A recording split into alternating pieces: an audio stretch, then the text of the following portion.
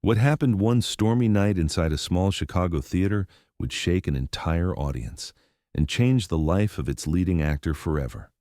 He was known for mocking faith, laughing at prayer, and calling miracles fairy tales for the weak. But that night, under the glow of a single stage light, something impossible happened.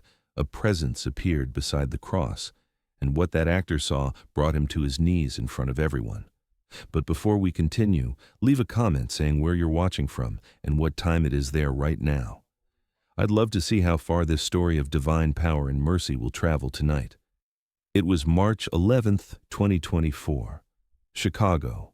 The last of the snow still clung to the curbs, gray and wet, as the city thawed into another restless spring. Inside the narrow brick building that housed the St. Bridget Community Theater, the lights buzzed faintly, and the smell of sawdust, old curtains, and reheated coffee filled the air. Michael Harrow, 47, sat on the edge of the stage, script in hand, his jacket folded beside him. For 20 years he had lived in theaters, black boxes, church basements, half-renovated auditoriums. He was the kind of actor who arrived first, stayed last, and never admitted he no longer believed in what brought him there. He had built his life around the next production, the next role, the next applause that vanished as quickly as it came. His marriage had ended 5 years ago, quietly, without a final fight. His wife simply grew tired of competing with fictional lives. His son, Daniel, was grown now, teaching English somewhere in Colorado. They spoke sometimes, but always like distant relatives rather than family. When the calls ended, the silence filled his apartment faster than he could empty another glass. Now he was here, cast in a new play called The Path to Golgotha, a Catholic drama, not his usual kind of work. The director, Thomas Reeves, had been a friend for years and promised him it would be worth it. "You're playing Simon of Cyrene," Thomas had said, handing him the script. "The man who helps Christ carry his cross. It's not about religion, Mike. It's about mercy." Mercy was a word Michael hadn't used in years. Still, he took the part. He needed the paycheck. The rehearsal space wasn't glamorous. It was an old parish hall with creaking floors and tall windows that let in the cold. The set builders were still hammering together the massive wooden cross that would dominate the stage. It was built from reclaimed pine, rough and scarred, heavy enough to be believable. Every time Michael walked past it, the thing seemed to watch him, as if waiting to see what kind of man he really was. The first few weeks moved fast. The cast was small, 8 actors, most of them young. Rachel, who played Mary Magdalene, carried a rosary everywhere and said a prayer before each run. Anthony, a theology student, played Jesus, soft-spoken and kind, even off stage. The others took their cues from him, careful and reverent, but Michael stayed apart, watching them from the corner with his arms crossed. When the script called for prayer, he delivered the lines with perfect diction, but no belief behind them. "I can fake faith," he once joked to Rachel during a break. She smiled politely, but the warmth in her eyes cooled a little. Late evenings became routine. The others left by 9, but Michael stayed to rehearse alone. He said it was for concentration, but truthfully, it was because the silence of the empty stage felt safer than his apartment. The echoes of his own footsteps were company enough. He walked the boards, muttering lines, testing gestures, trying to make the words sound true. But the lines about carrying the cross, about obedience and surrender, hit him like foreign language. He didn't know how to play faith anymore. One night after rehearsal, he lingered again, staring at the nearly finished cross. The carpenter had left his tools stacked nearby: a hammer, a bucket of bolts, a rag stained with varnish. Michael ran a hand along the wood, feeling the grain rough beneath his fingertips. For a moment, he thought of his father, who had been a carpenter too, until the day a church roof beam collapsed and killed him when Michael was 17. Since then, the sight of a cross stirred something dark in him, something close to anger. He looked at the stage around him, empty, quiet, the faint hum of fluorescent light overhead. Then he looked back at the cross and muttered under his breath, "Still standing, huh?" He didn't know why he said it. Maybe it was to his father, maybe it was to God, or maybe it was to no one at all. He turned off the lamp, picked up his coat, and started toward the exit. But he stopped halfway, glancing back one more time. The cross stood tall under the dim light, the shadow of its arms stretching across the stage floor like something alive. He exhaled, a long, tired sound, and left the theater. The night air outside was cold, sharp, real. He walked home past shuttered shops and glowing streetlights, wondering why the image of that wooden cross wouldn't leave his mind. It felt heavier than the prop it was supposed to be, as if it carried something that had been waiting for him for years, and for reasons he couldn't explain, he already knew he'd be back there alone again soon. 2 nights later, rehearsal ran later than planned. The storm had started before sundown, and by the time the last scene ended, rain was thrashing against the tall windows of the parish hall, the kind of cold, angry rain that made even the wood in the walls seem to shiver. It was 10:15 p.m. when the others finally left, laughing softly as they hurried through the corridor toward the parking lot. Thomas called back, "Lock up when you're done, Mike," and Michael waved, pretending to check his notes. "Yeah, I'll just get the rhythm of the steps right." When the last voice faded, the quiet that followed was enormous. Only the hum of an old fluorescent light and the steady tapping of rain filled the space. Michael began pacing across the stage, lines half whispered, half breathed. "A man should help his brother carry his burden. If he falls, I will not let go." His voice trailed off. He stopped, staring down at the script in his hand. "This is absurd," he muttered, throwing the pages onto a chair. "A man carrying another man's fate? I've carried my own all my life." He started pacing again, the stage boards creaking under his steps. The cross loomed in the dim yellow light at the back of the stage, tall, scarred, anchored into the wooden platform where the final scene would be set. Its surface glowed faintly, catching the reflection of the single bulb that swung above it. He walked toward it slowly, the sound of his shoes sharp against the silence. He reached out and brushed the edge of the vertical beam, rough under his fingers. The wood was cold. "You're not holy wood," he said, half to himself. "You're just timber and nails." His hand lingered there, the weight of his own words hanging in the still air. Then, without clear reason, maybe frustration, maybe challenge, he drew his arm back and struck the cross with his fist. The sound was deep, resonant, like a heartbeat under the stage. The structure didn't move. He grimaced, flexed his hand, and hit it again, harder. Still, the cross didn't even sway. The echo filled the room and vanished into the rain. "Why won't you fall?" he muttered. The storm outside grew louder, wind pressing against the stained glass windows until they trembled in their frames. He turned away, exhaling sharply, and then stopped. Something had changed. The sound of the storm seemed to fade, replaced by a silence that wasn't empty but alive. The temperature dropped slightly, not cold enough to shiver, but enough that his breath felt heavier. He looked toward the wings. "Thomas?" he called, voice uncertain. No answer. Then it happened. A hand, firm, warm, unmistakably human, landed gently on his shoulder. Michael froze. For a moment he couldn't move, couldn't breathe. Slowly he turned his head. A man stood behind him, barefoot, a simple white tunic, stained at the hem with dust from the stage. The faint scent of rain and iron filled the air. The light above flickered once, catching the face in fragments, calm, patient, alive. It was the same face Anthony had been portraying for weeks, and yet it wasn't him. The man's eyes held no accusation, only a deep, wordless knowing. Michael's knees weakened, his throat tightened. He tried to speak, but only a whisper came out. "I didn't mean... It was just wood." His voice broke. The figure said nothing for a moment. Then, turning his gaze toward the cross, he looked back at Michael and spoke in a quiet, steady tone, one that seemed to reach through every wall inside him. "You strike what you refuse to carry." The words landed heavy, not loud but final, like a verdict from somewhere beyond reason. Michael felt the ground tilt beneath him. His knees gave out and he fell forward, trembling. "Please," he said, voice breaking apart. "I didn't know what I was doing." The figure looked down at him, eyes full of compassion that hurt to see. "Now you do," he said softly. For a moment everything went still. The light stopped flickering. The air grew still again. Michael looked up, and the man was gone. The stage was empty.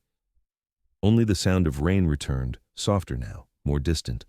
The cross stood as it had before, solid, unmoved, untouched. He sat there on the floor, staring at it, his heart pounding so hard it made his vision pulse. His breathing slowed until he could hear only the quiet ticking of the wall clock above the door.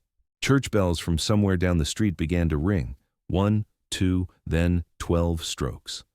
Midnight. He stayed like that for several minutes, maybe longer. His palms were pressed flat against the cold wood of the stage. When he finally pushed himself up, his body felt heavier, as if something unseen had settled over him. His right hand throbbed from the blows he had struck earlier, but the pain was the least of what he felt. The cross still stood, still watching him in its silent way. He turned toward the exit slowly, afraid that if he looked back, he might see that same figure again, and more afraid that he wouldn't. When he finally stepped outside, the rain had eased into a fine mist. The night was strangely still, the street lamps reflected in every puddle. Michael stopped under the awning, breathing in the cold, damp air. The echo of the voice lingered in his head, not like memory, but like command. You strike what you refuse to carry. He walked home in silence, every sound in the city distant, unreal. Somewhere beyond the rooftops, thunder rolled, but it was fading. By the time he reached his apartment, the bruise on his knuckles had already darkened. He didn't bother turning on the light. He sat in the dark, staring at his hands, wondering if he would ever again step onto that stage and see the cross as only wood. Morning came gray and colorless, the kind of Chicago morning that pressed its chill into the skin and made every surface seem slightly damp. Michael woke on his couch, still in yesterday's clothes, the lamp beside him flickering weakly. His right hand throbbed from where he had struck the cross, a deep ache that pulsed in time with his heartbeat.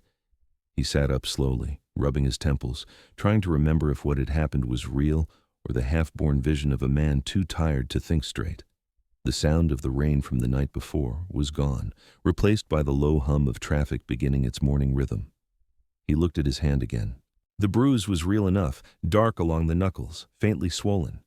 He laughed quietly, a hollow sound in the empty room. So maybe I didn't dream it, he muttered. But the memory of that touch on his shoulder, the warmth, the voice, the stillness that followed, felt too sharp to belong to a dream. He tried to shake it off, pressing his hands to his face, and stayed there for a long time, breathing into the quiet. By noon, he was back at the theater. The others were already there, running lines, drinking coffee, talking in low tones about the upcoming opening night. The air smelled faintly of varnish and stage makeup. Rachel noticed his hand first. "What happened?" she asked, setting down her script. "Tripped on a prop," he said quickly, avoiding her eyes. The lie came easily, but his voice trembled just enough that she noticed. "You should put ice on it," she said, studying him. He nodded and walked away before she could ask more. Throughout the day, his concentration faltered, lines he once knew perfectly tangled in his throat. When Thomas asked for a second run of a scene, Michael forgot entire paragraphs. "You're off rhythm, Mike," Thomas said quietly during break, his voice gentle but concerned. "Everything okay?" Michael nodded, keeping his hands clasped to hide the shaking. "Just tired," he said. Thomas studied him a moment longer, then let it go. By evening, when everyone else began packing up, Michael stayed again. He told Thomas he wanted to rehearse alone, just to get the energy of the space right. Thomas nodded. "All right, don't overdo it." When the door closed and the footsteps faded, Michael walked toward the cross once more. It looked the same as before, plain wood, bolts firm, unremarkable, but he approached it differently this time. He sank to one knee beside it, not in prayer, not even in reverence, but in confusion. His voice came out low and strained. "If you were here," he whispered, "why me?" The silence stretched. He half expected the air to change again, for the warmth to return, but nothing happened. The hall was quiet except for the distant hum of the lights. He stayed there a few minutes, then stood slowly, brushing dust from his jeans. "Maybe I'm losing it," he said aloud and walked out, switching off the lamp behind him. That night, small things began to happen, subtle, almost invisible things. A faint smell of rain lingered in the dressing room, though it hadn't rained all day. The flickering stage lights, old unpredictable fixtures that had been giving Thomas trouble for weeks, stopped flickering whenever Michael walked near them, steadying into perfect stillness. He tried not to notice, but the cast did. During one rehearsal, when he delivered Simon's line about mercy, even the condemned deserve someone to walk beside them, his voice cracked mid-sentence and tears filled his eyes without warning. He stopped, staring at the floor, unable to continue. No one said anything for several seconds. Then Rachel stepped forward, quietly resting a hand on his arm. "Simon didn't believe at first either," she said softly. He looked up and she smiled, kindly, without judgment, not realizing how literal her words had become. "It's fine," she added. "Let's start again from there." Days passed and the change in him deepened. The sarcasm that once colored every rehearsal vanished. He no longer made jokes about the play or its themes. He started helping the younger actors with their cues, staying patient through their mistakes. Once, he even apologized to Rachel during a break, his voice steady but low. "I was out of line before," he said. "You were just trying to keep the story honest." She smiled, surprised. "It's forgotten." But inside, confusion only grew heavier. At night, his sleep turned fitful. He woke often, heart pounding, hearing faint echoes of a voice he couldn't forget. Sometimes it came in words. "You strike what you refuse to carry," and sometimes it was only presence. One Sunday morning, after avoiding it for years, he walked into a church. He sat in the last pew, far from everyone else, while Mass was ending. The faint scent of incense drifted through the air.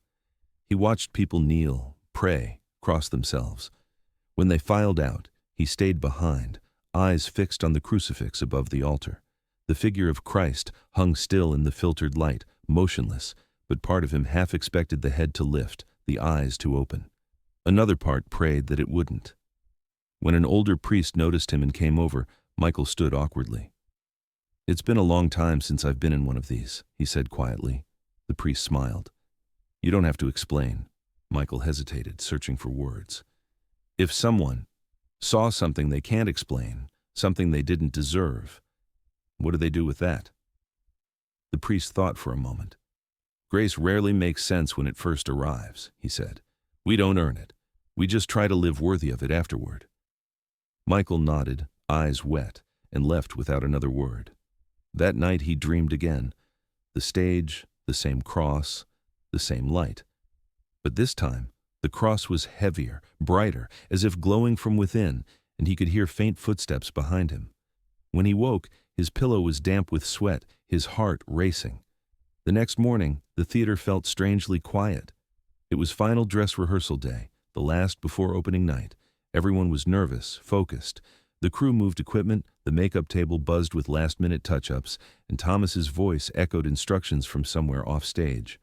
Michael arrived early, the bruise on his hand nearly healed but still visible, a faint reminder. He stepped onto the stage before anyone else and stood in the center, letting the silence settle. The set looked finished now, painted stone, weathered wood, dimly lit sky projection above. His eyes drifted to the base of the cross. Something caught the light. He bent down. There, near the spot where he had struck the wood days earlier, lay a single nail, old, thick, dark with age, as if it had been waiting there for years. He touched it carefully. It was cold, heavier than it looked. He looked around. The theater was empty. No one could have placed it there. He closed his hand around it, the metal pressing into his palm. Then, without telling anyone, he slipped it into his pocket. When Thomas arrived moments later, calling for warm-ups, Michael turned quickly toward the wings, face calm. "Ready?" Thomas asked. "Yeah," Michael said, forcing a breath. "Ready." But as he walked into position, he felt the faintest weight of the nail against his thigh and the echo of that night's voice in his head, quiet, unrelenting, and alive. And though he said nothing, part of him already knew the story they were performing was no longer just a play. It was becoming his confession. Opening night arrived with the quiet tension that always comes before a storm of applause. The small theater glowed under its old marquee, its cracked letters lit with soft gold. Inside, every seat was filled. Parish families, a few local reporters, critics scribbling notes under the dimming house lights. The scent of perfume, rain-soaked coats, and anticipation hung thick in the air. Backstage, the cast whispered last lines, fixed costumes, and waited in a silence broken only by the hum of stage lights warming above. Michael stood near the wings, his costume pressed, his hands trembling slightly as he reached into his pocket. The cold metal of the nail rested there, worn smooth from being turned over so many times in his palm. He held it like a talisman, not for luck but for grounding, a reminder that whatever he was about to do wasn't just performance anymore. Thomas passed him on the way to the control booth, giving his shoulder a quick squeeze. "You ready?" he asked. Michael managed a small nod. "As ready as I'll ever be." When the first notes of the overture rose from the small pit orchestra, the old floorboards seemed to hum beneath his feet. He took one steady breath, watching from the shadows as the play began. Scene after scene unfolded with precision. The audience leaned forward, drawn in by the stillness and sincerity on stage. Michael waited for his cue, heart pacing faster as the crucifixion sequence approached. The actor playing Jesus, Anthony, took his position under the faint blue glow of the overhead light. The wooden cross, newly sanded and stained, gleamed softly against the backdrop. When Michael stepped forward to take hold of it, something inside him shifted. It was supposed to be acting, a choreographed motion he had rehearsed dozens of times, but now every step he took toward that cross felt literal, every word in his mouth heavier than it had been before. He heard the echo of that voice from the empty night of the storm. "You strike what you refuse to carry." The line returned now, not as memory, but as understanding. His hands found the base of the cross, rough and solid, and when he lifted, his knees nearly buckled under the weight. He wasn't pretending. The strain in his arms was real. The tears that blurred his sight weren't part of the role. The lights burned bright and hot above him, the crowd silent as if holding its breath. When he reached the midpoint of the stage and delivered Simon's line, "If he falls, I will not let go," his voice cracked open, carrying more than words. Rachel, standing to the side as Mary Magdalene, forgot her next cue. Her eyes glistened, her lips parted, but no sound came. Even Thomas in the booth didn't call the lighting change on time. For those few moments, something larger than rehearsal moved through the room, and then it passed like breath exhaled. The scene ended, the lights dimmed, and the silence of the audience stretched into applause that swelled and wouldn't stop. It went on for a full minute, not the polite kind, but the rare, reverent kind, when people don't know what else to do with what they've just felt. Backstage, after curtain call, the cast hugged, cried, laughed in relief. Michael stood apart, wiping the streaks of makeup from his face. Thomas approached, eyes bright. "Whatever happened tonight," he said quietly, "keep it." Michael didn't answer. He just nodded, the smallest smile pulling at his mouth. Later, when everyone had gone and the stage stood empty again, he returned to the same spot where it had all begun. The house lights were off, but a single work lamp cast a pale circle on the cross. He walked toward it slowly, his steps echoing in the hollow space. He knelt down, touched the base of the wood, and whispered, "Thank you." The air was still. No vision came, no voice answered, only the faint sound of rain beginning again outside, tapping softly against the roof. But as he rested his hand on the wood, he felt warmth spread through his chest, the same warmth he had once felt on his shoulder, only now deeper, gentler, as if it had moved inside him. Months passed. The Path to Golgotha became the most successful production in the theater's history, running weeks longer than planned. Yet for Michael, success no longer meant what it used to. He began volunteering at St. Bridget's food pantry on weekends, stacking boxes, serving meals quietly without attention. He started attending Sunday Mass again, always sitting in the back pew, head slightly bowed. Sometimes Rachel would wave from across the aisle. Sometimes he just sat alone, watching the light fall across the altar. He reconnected with his son, Daniel, their phone calls becoming steady, real. They talked less about work now and more about life. The nail remained in his coat pocket, rusting slowly, its edges rough but whole. He carried it everywhere, touching it sometimes without thinking, in grocery lines, on subways, between takes at rehearsal. It reminded him not of pain, but of mercy. He never told anyone what he had seen that night. He never wrote about it, never turned it into a story. But every time he saw a cross, whether it hung above a church door, gleamed on stage, or shone faintly over a city street, he felt something rise inside him, quiet and sure. The memory was never distant. The truth was simple and constant. The hand that stopped him from striking was never meant to punish, only to save. And in that truth, his life changed quietly, without grand gestures or declarations.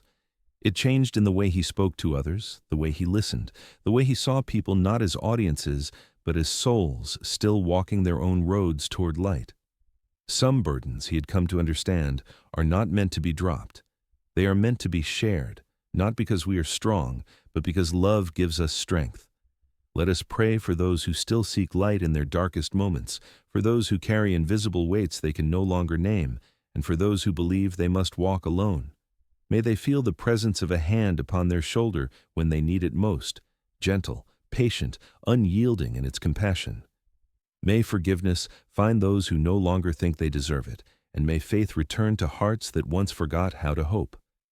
Let kindness become the language between strangers, and mercy the habit of every soul that still remembers pain. For the crosses we bear are not punishments, but invitations to understand love more deeply than before.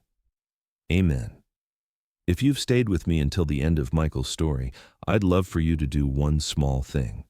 Write in the comments, "The cross will never fall." Those 5 words, the place where everything changed for him, will show how many hearts this story has truly reached.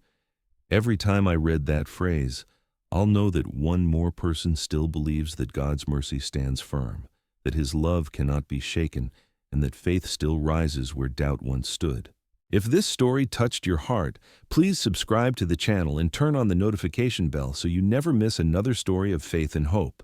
Share this video with someone who might need to be reminded that miracles still happen when we least expect them. May the love of Jesus Christ and the gentle protection of the Blessed Virgin Mary be with you and your family always. Amen.